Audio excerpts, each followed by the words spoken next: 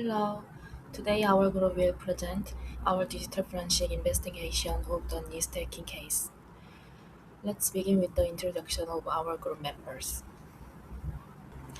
These are the members of our group. My name is Gippeum. Our other team members are Jamie and Muhammad Naeem bin Muhammad Nasir. We work together to investigate the case, analyze the forensic evidence, and prepare this presentation.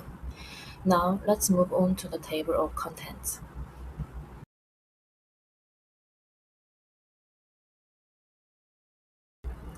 This case focuses on a digital forensic investigation over Dell Latitude CPi laptop associated with the alias Mr. Evil. The main objective of this investigation was to determine whether the laptop had been used for hacking-related activities. To achieve this, we analyzed several types of digital evidence, including user activities, installed software, operating system information, and network-related artifacts. During the investigation, we discovered evidence of wireless monitoring, packet capture file, and credential harvesting tools. By examining these digital artifacts, we were able to reconstruct the user's activities and determine whether the device was involved in cybercrime. In the following slides, we will explain each step of the investigation and present the key evidence that supported our findings. Before starting the investigation, it is important to understand the background of this case. The investigation began after a Dell Latitude CPi laptop associated with the alias Mr. Evil was seized. During the initial examination, investigators found suspicious evidence on the device. This included modified wireless hardware, as well as network monitoring and hacking tools installed on the laptop. These findings suggested that the device might have been used for unauthorized wireless monitoring and other hacking-related activities.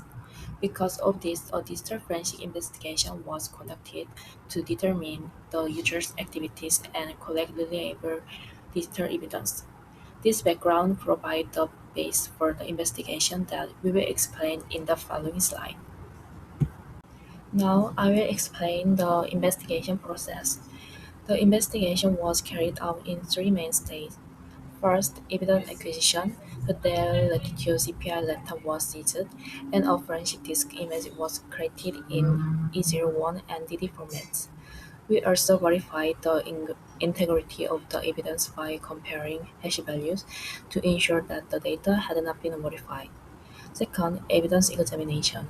We analyze registry files, user accounts, instant application, and network artifacts. We also examine packet capture to identify suspicious activities on the system. Finally, evidence correlation. Although recovered evidence was collated to reconstruct the sequence of events. Through this process, we linked the alias Mr. Ebert to Greek script and confirmed hacking-related activities. Overall, this systematic investigation allowed us to identify the suspect's actions and support our forensic conclusions. Now, I will explain the forensic methodology we used in this investigation. Our investigation follows three main steps. First, evidence preparation. We wrote the forensic disk image in both E01 and DD formats. Then we verified the integrity of the evidence by checking the hash values. Finally, we preserved the chain of custody to ensure that evidence remained authentic, authentic, to, authentic throughout the investigation. Second, artifact analysis. We examine registry file and system logs to understand the system activities. We also analyze user accounts and installed application. In addition, we investigated network artifacts to identify any suspicious activities. Finally, cross-validation. We use multiple forensic tools to verify our finding. After comparing the results from different tools, we documented all evidence and drew our final conclusions. By following these three steps, we ensured that our investigation was accurate, reliable, and forensically sound.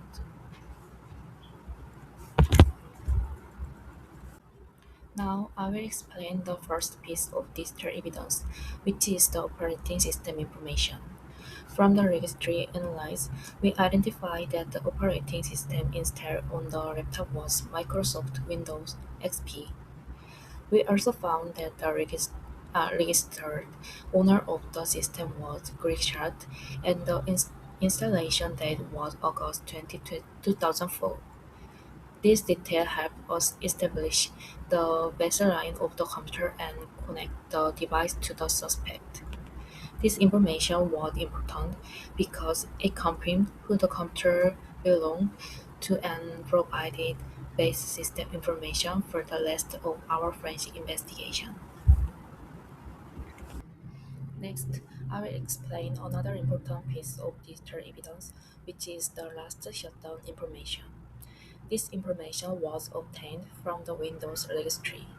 It shows that the computer was last shut down on August 27, 2004 at 11:46 p.m. The shutdown time is very useful because it helps investigators understand when the computer was last used. By comparing this timestamp with other evidence such as user activities, log files, and application records, investigators can reconstruct the timeline of events more accurately.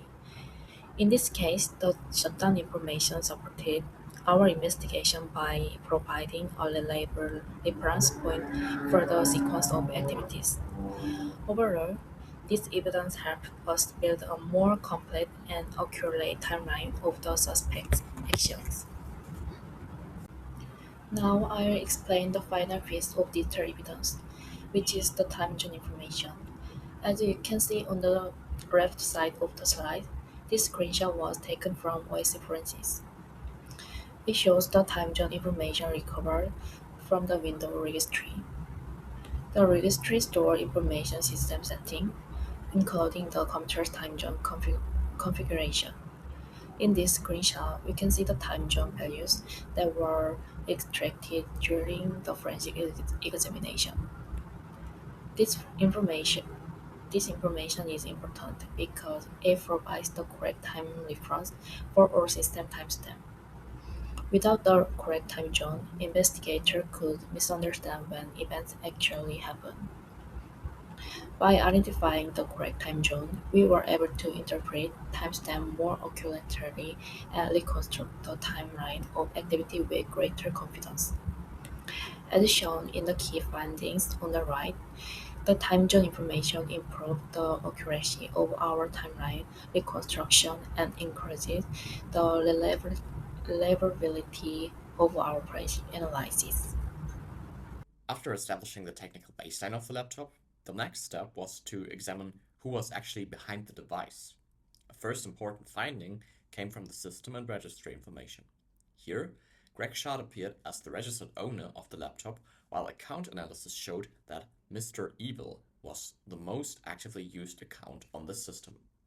This is important because it moves the case beyond simple device ownership and already suggests a connection between the physical laptop and the digital identity under investigation. The strongest attribution evidence was found in the file iranin.ini, which belonged to the lookatlan software. In this artifact, three highly relevant values appeared together.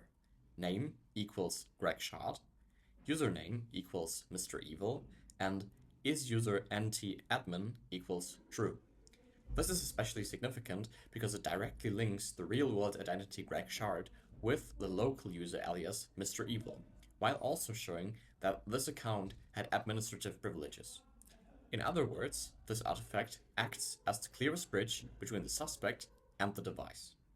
This attribution was further supported by communication-related artifacts, especially the mirc.ini file from the mirc chat engine. Although the user tried to obscure their identity with values such as minime and a fake contact email, the file still contained the alternative nickname Mr. Evil Rules. This matters because it shows that the local identity on the laptop did not remain isolated inside the operating system, but continued into the user's communication setup. Taken together, these findings form a consistent attribution chain linking the laptop to Greg Shard and the alias Mr. Evil. So now once the attribution had become clearer, the next question is what this device was actually used for. A first answer came from the program files directory, where multiple hacking tools and specialized utilities were identified. This is important because it shows that the laptop was equipped for activities such as wireless scanning, packet capture, and related network attacks. At this stage, the evidence points clearly to capability. The system was not configured like an ordinary laptop, but like a device prepared for offensive network activity. And here the case becomes even stronger, because the evidence moves from capability to actual use. A raw packet dump file named interception was recovered from the user's folder. This is a key finding since it suggests that the system was not only capable of monitoring network traffic, but had in fact been used to capture it. In forensic terms, this is much more powerful than tool presence alone because it provides direct support for hacking-related activity rather than mere preparation. Okay, to sum this part up, let's look at some more behavioral context. The Outlook Express database files showed records connected to hacking-related communication and technical material. This is relevant because it supports the idea that the user's activity was not random or accidental, but part of a broader pattern and of technical interest and engagement with hacking-related content. So, when the evidence is read together, the overall picture becomes much clearer. The laptop was not only linked to the suspect, but also showed both the capability and the traces of actual hacking-related use. Now, let's look at how we interpreting the attribution chain. The first one is foundation and reliability. Even though the computer was registered to Greg Shard, simply owning a laptop doesn't prove someone was doing something illegal. So, in this investigation, we need to make sure we could prove it that somebody else doesn't borrow the computer and do something illegal. The next one is active account evidence. So, as we check the registry list and digital evidence, it shows that the Mr. Evil account was the most used profile in the system. The third one is identity coupling. So we found our biggest proof inside the two files called ironing.ini, which is the initialization file, and also mirc.ini file, which is also initial file. So these two files directly link the real name of Greg Shard to the Mr. Evil username and his chat nicknames. So it's like a fingerprint that ties to his real identity to his online account. And the last one is from position to action. Finally, we can move from just having the laptop to proving what it was used for. So by matching the physical antenna modification and the system logs, we discover a data called interception file, which is a packet dump file.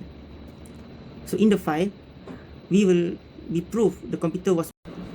Next, let's talk about the behavioral profile suggested by the evidence. So the first one is customized hardware. So during this investigation, we found out that the laptop wasn't in standard, but it was modified with a antenna, which is a custom antenna. This antenna allowed the user to capture signals from far away without being noticed. So this shows that the user had a clear plan on execution. The next one is workflow integration. The user setup was very efficient. They used NetStumbler to find networks, Ethereal to sniff out the data, and then they use anonymizer to be anonymous, which they try to hide their tracks of doing these actions. The third one is active exploitation. During this investigation, we didn't just find hacking tools installed in the device, but we found a proof, a file, which is raw packet dump file, was named interception file. So in this file, it proved that the user successfully steal private information from other people's device. And then the last point is hacker subculture immersion. Finally, the user was deeply involved in hacker groups, which shows in the emails, and their online name matches their system account. So this shows that their hacking activities wasn't a first-time mistake, but it was a long-term interest in cybercrime.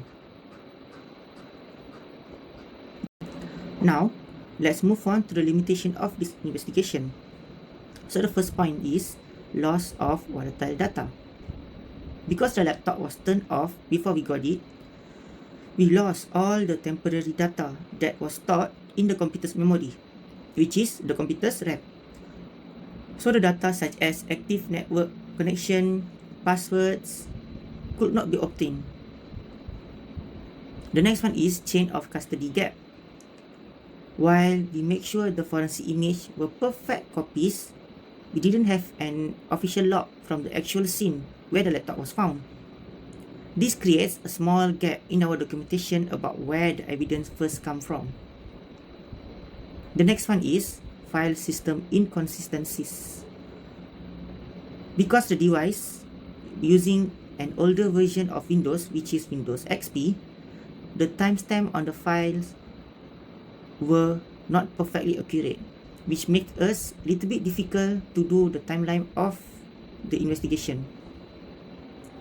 And the last one is data fragmentation. Since it uses an older version of Windows, the deletion method was different. So, when the user tried to delete a file, the data was broken into smaller pieces and shattered across the drive. So this means we could not put every single file back together perfectly and could not recover the deleted file. To wrap up our investigation, we can confirm that the device was used as a tool for hacking and stealing data. By looking at the physical modification, the software installed and the logs, and the file we recovered, we were able to link Greg Shard directly to the Mr. Evil's online identity and his illegal activities. Even though we face some technical limitations, but our investigation provides a solid proof of the actions. Ultimately, this case shows that by connecting digital evidence, we can prove who is responsible for cybercrimes and take away their ability to deny what they did.